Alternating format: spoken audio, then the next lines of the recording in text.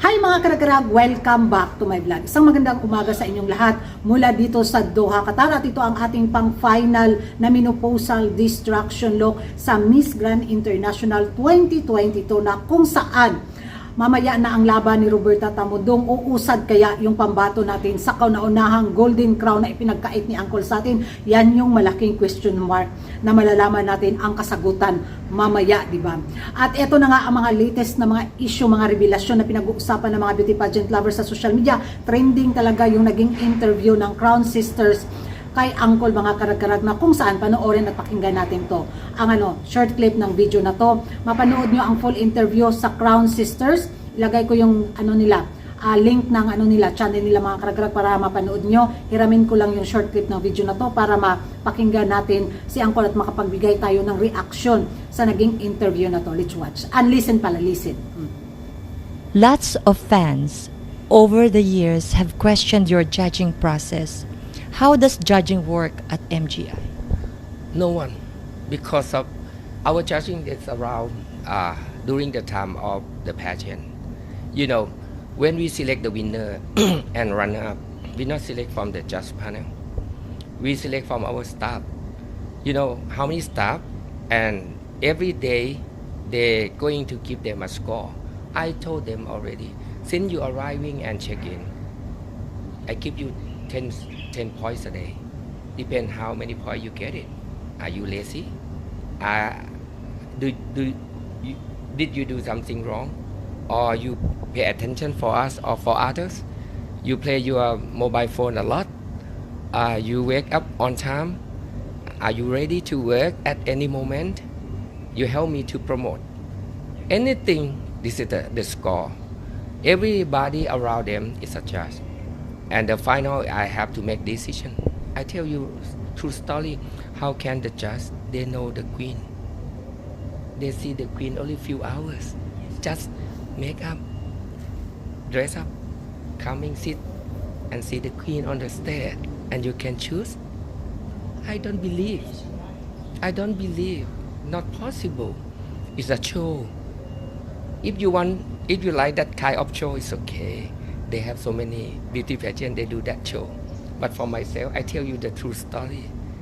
Our pageant, we have to choose. Because of she is the ambassador and presenter of MGI. Of course, she stay with me for 1 year. She not going back home. The winner going back with me. We throw away the ticket on the way. So the moment they arrive, you're ready to serve Everything, so that's why we have to spend a lot of money for 25 days. It's not easy because I want to know the people. Even 25 days, I think it's very short time. Yeah, we have to know them as much I can. And then I want to select the one who ready to work with us, traveling around the world, at least 15 countries, and stay based in Bangkok. And some country depend.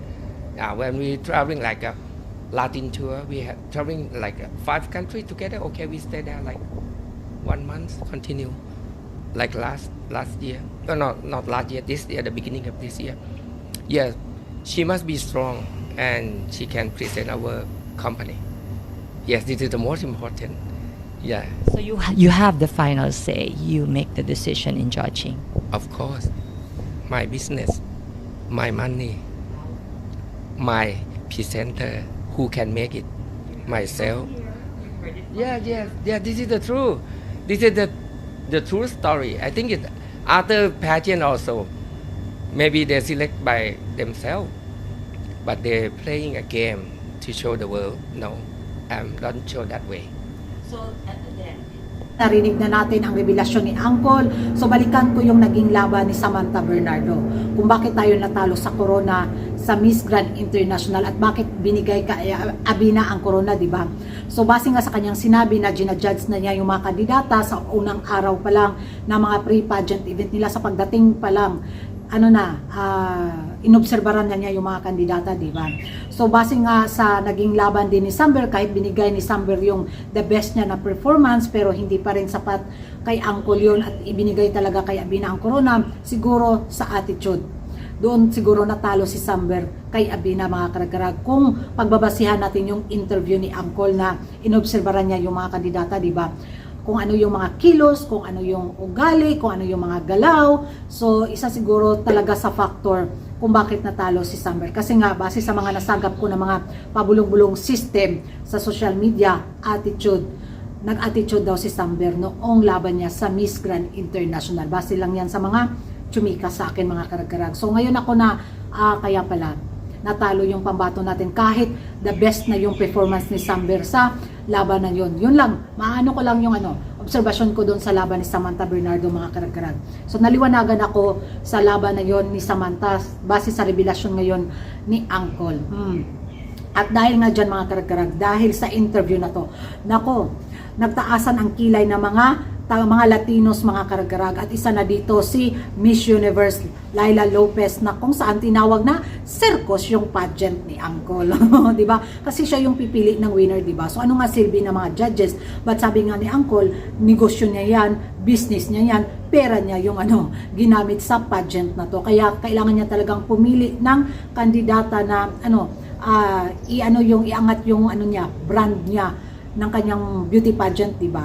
Na magiging spokesperson ng kanyang beauty pageant, na magiging ambassador ng kanyang beauty pageant, na maging face ng kanyang beauty pageant, diba? So hindi natin siya masisisi na siya yung pipili ng winner. Sabi nga niya sa kanyang interview na gusto niya makatrabaho ng 1 taon. So kung pipili na siya ng kandidata na hindi niya magkasundo, so wali pa rin, i-dethrone pa rin niya, di ba? So may may point siya doon sa interview na yun, mga karagkarag, base sa pagkakaintindi ko.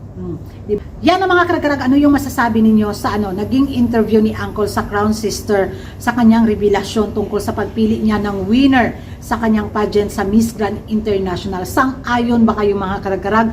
Mag-ingay tayo sa comment section, at kung bago ka pa lang sa channel ko at kung mahilig ka sa pang-good vibes na reaction video sa beauty pageant, don't forget to like and subscribe my channel, Kuragan Karag, ang babaeng lagi nagkarag, and see you in my next vlog. Bye-bye!